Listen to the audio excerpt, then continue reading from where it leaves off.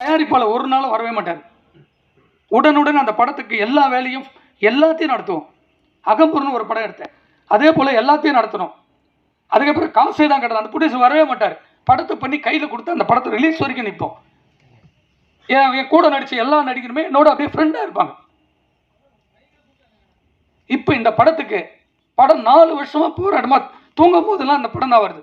எப்படின்னா வெளியே கொண்டு வரும், நல்ல படம் நல்ல படம்னு தோணிக்கிட்டே இருக்கு. இதையெல்லாம் சொல்கிறேன்னா ப்ரெஸ்ஸுக்கு இது போய் சேரணுன்றதுக்காக தான். என் படத்துக்கு வரலன்னா பரவாயில்லைங்க, அடுத்து நடிக்கிற எந்த தயாரிப்பாளருடைய படத்துக்கும் அவர் வரணும்னு சொல்லி இந்த மேடையில் இருக்கிற அத்தனை முன்னோடிகளுக்கும் சங்கத்தினுடைய நிர்வாகிகளுக்கும் தயவு செஞ்சு என்னுடைய கோரிக்கையாக வைக்கிறேன். எந்த நடிகனும் ஒவ்வொரு படத்தினுடையும் ப்ரொமோஷனில் நிற்கணுன்றது ஒரு தீர்மானமாக எடுக்க வேண்டும் என்று உங்களுக்கு பணிவோடு கட்டளையிடுகிறேன். நன்றி, வணக்கம். கிடைக்க வேண்டும் என்று மட்டும்தான் நான் அவரிடத்தில் இன்று வரை ஒரு குருவாக, அண்ணனாக, நண்பனாகவும் அவரிடத்தில் சென்று கொண்டிருக்கிறேன். ஆனால் இதையெல்லாம் ஏன் சொல்கிறேன் என்று சொன்னால், ஒரு சினிமா வெளிவருவதற்கான தடைகள் எவ்வளவோ இருக்கிறது.